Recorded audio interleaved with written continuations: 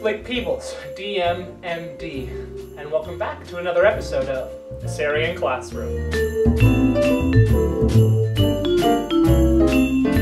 And yes, it is a JoJo reference.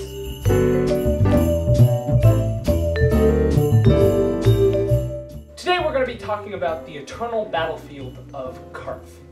Karth is an eastern continent that is consisted of two main land masses. The first, Inner Karth, is a small island surrounded by a sea, and outside of that sea is the second, Outer Karth, which is a longer, ring-shaped landmass. The only people who go to Inner Karth are warriors who are ready to die, or the sick, or those who have been sentenced to death. Outer Karth is ruled by 4 separate clans, and these clans hate each other and are constantly at war. And this dates back to basically as early as Karth has existed. Way back, at the beginning of the Age of Unity, Karth was unified under one emperor who lived in Inner Karth.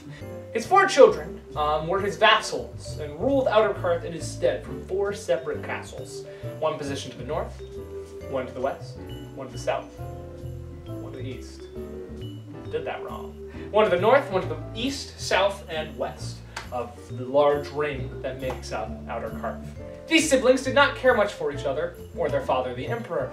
And the Emperor, being a cold-hearted yet very reasonable man, knew that this tense animosity between his children and vassals would lead his country to ruin. So he invited them to Inner Karth to choose his successor once and for all. One thing led to another, and the Emperor did not live through that meeting. They say that his children teamed together and killed him in a most gruesome way, to the point where his ghost still haunts Inner Karth, which is why no one lives there anymore. The rest of the siblings brokered an uneasy truce between the 4 of them and continued to rule Karth as they had before, until Inari, the 3rd youngest of the group, and by far the wisest, infiltrated her elder brother Daisuke's castle, posed as a maid, and killed him while he was in the bath, claiming his castle to be theirs. This led Daisuke's strongest followers to declare war on Inari and her followers. And Inari's older sister and younger brother, Sharina and Kotara, respectively, also declared war on Inari. Inari declaring war on all of them, and eventually them all being at war with each other.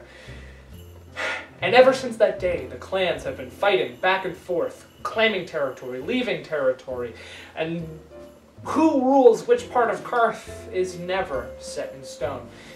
Because of this, the people of Karth have different colored clothing and different flags for which particular clan is ruling them at the moment.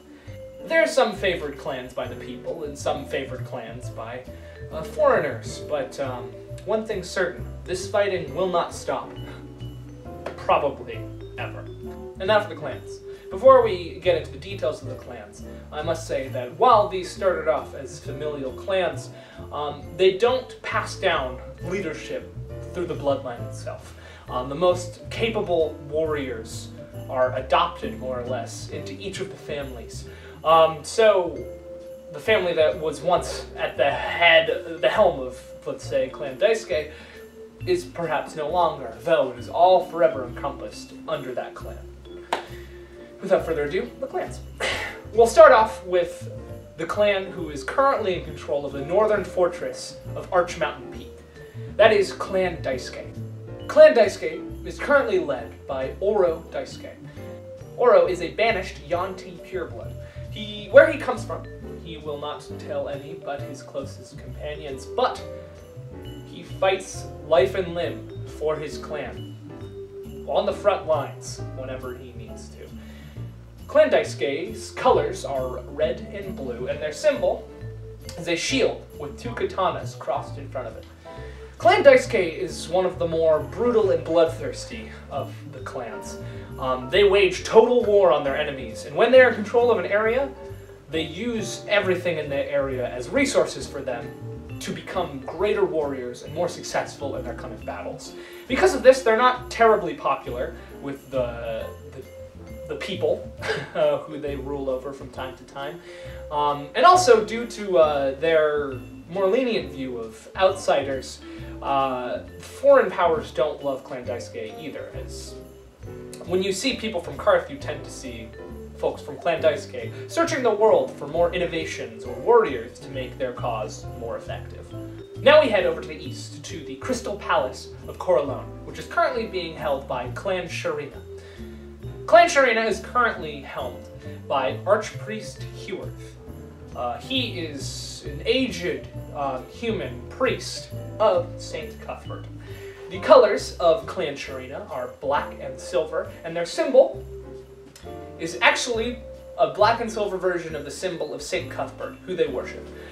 Clan Sharina are devout followers of the teachings of St. Cuthbert, although not as we over in the West, I suppose, know it. They are very strict. They adhere word by word to the tenets of these teachings, and sometimes their interpretations are far crueler than St. Cuthbert's ever were. They're not unpopular with the people, but they're also not very popular with the people, for they force their religion upon those who they live on top of. Some people who already worship St. Cuthbert are fine with this, others not so much. They are, however, very popular with foreign powers, as it is one of the tenets of St. Cuthbert to keep what you have close and not spread out to the rest of the world. So they have no intentions of going anywhere else. In fact, the only time you'll see a member of Clan Sharina outside of Karth is if they have been banished. Next, we head down to the south, to the sunken tunnels of T.Y. Rim. These vast and interconnected tunnels that all meet up in one central area under the south of Outer Karth are currently held by Clan Kotaro. Clan Kotaro is currently led by Kotaro Jujo, a muscle-bound half-orc with a chip in her shoulder. Jujo spends much of her days wandering her land and making sure those who live in it are alright. For this reason, Clan Kotaro is by far the preferred clan to have ruling over you, as Jujo's followers and warriors follow her lead of being cold but kind.